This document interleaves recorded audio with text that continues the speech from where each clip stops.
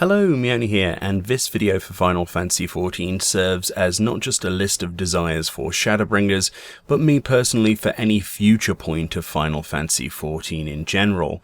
I've seen a few others in the community come up with their own lists, and I think I should share my own. So there's plenty of things I can think of that would really benefit the game as a whole, but what 5 things would I want from Shadowbringers or the future, specifically desire above anything else?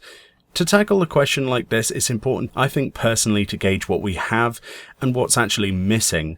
And to do that, firstly, I'm going to log on to my World of Warcraft account and talk about something that I want to add to these 5 things on my list above anything else. Considering how much I enjoy the customization side of 14, some of you will probably already know where this is going.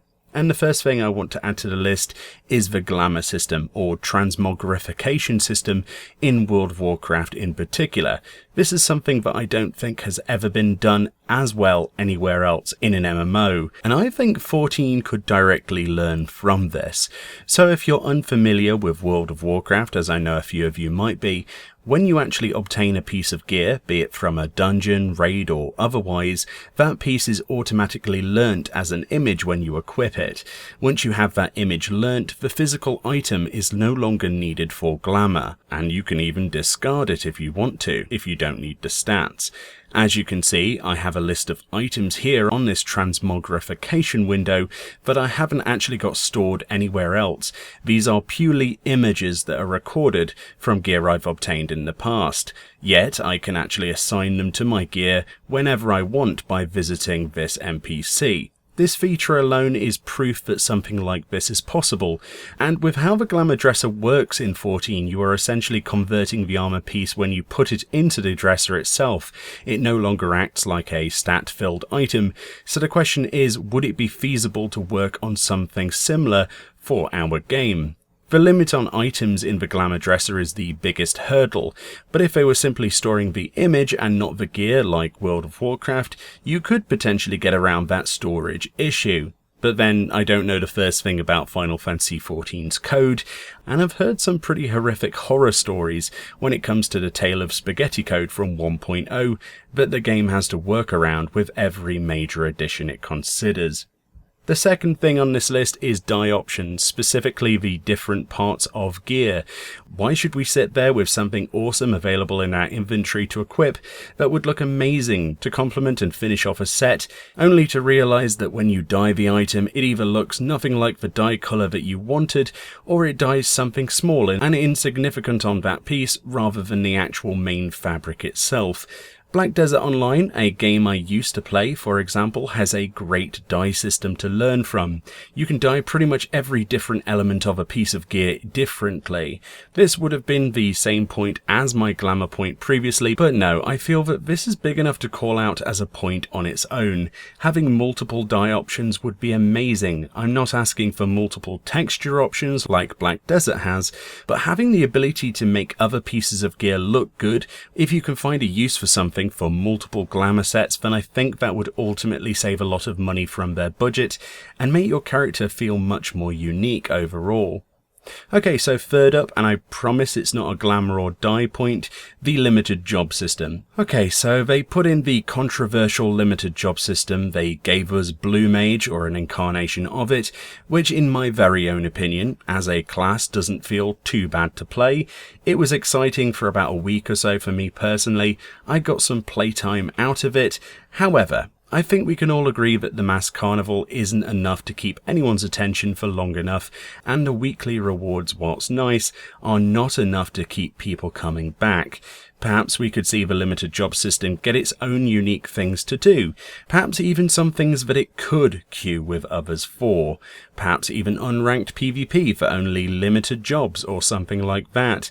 Yeah, it would be weird and probably quite broken and require a bit of balance, but something has to be thought up other than just adding another 20 challenges to the Masked Carnival.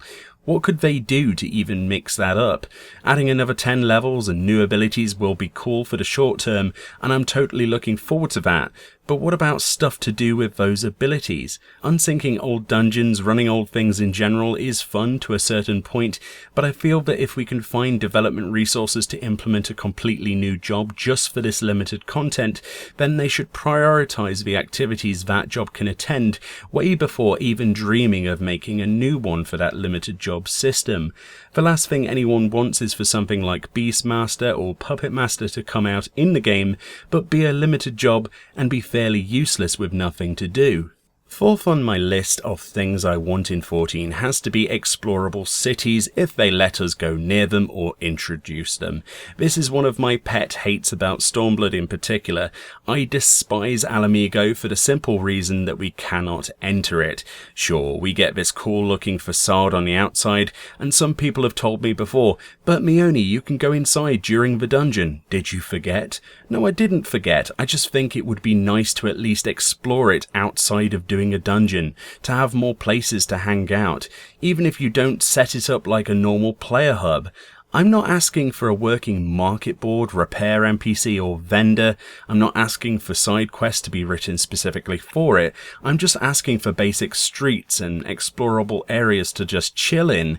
Naoki Yoshida himself told the world that he would like to add more RP related areas to the game, as the game is shifting to accommodate more playstyles.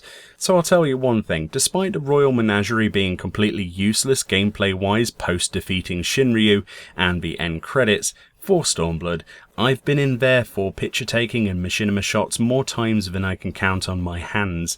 Little explorable areas serve to remind people of certain times and events in storylines.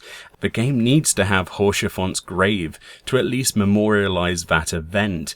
So more places like that would be nice to go and visit. It just bugs me when we went all the way through Stormblood's storyline to take back Ala Mhigo, and all I get to see is Lys walk around it in a cutscene, whilst I have to sit there and wish that I could walk around too. Fifth on the list, and by no means this isn't the only 5 things I want, just 5 I've narrowed it down to, I would have to say is more things to do with airships and submarines. You build the damn things, and at least with airships you can get aboard them and do Diadem, if that's even a desirable thing that anyone wants to do anymore, but the submarines were a massive letdown to me personally. I hated how they were hyped up. I had hoped at least once that I would have been able to hop aboard and do an exploratory mission of our own with my FC. There is any numbers of ways they could have done it. Island expedition style like in World of Warcraft, deep sea dungeons, or pretty much anything really, but instead we got the usual send the submarine on a mission, wait 18 hours and hope it brought back a minion or something worth money to sell on the market board. It's a completely underused aspect of the game, and I would love to see more done with that before they think about adding more machines and things to upgrade in the actual workshop. In general, you may disagree or agree with a lot of things on this list, but this is my list, in my opinion. I want to know the 5 things that you want in particular in Shadowbringers or beyond. What would you want to really make 14 a better and bigger game? Let me know below, and I'll see you all next time.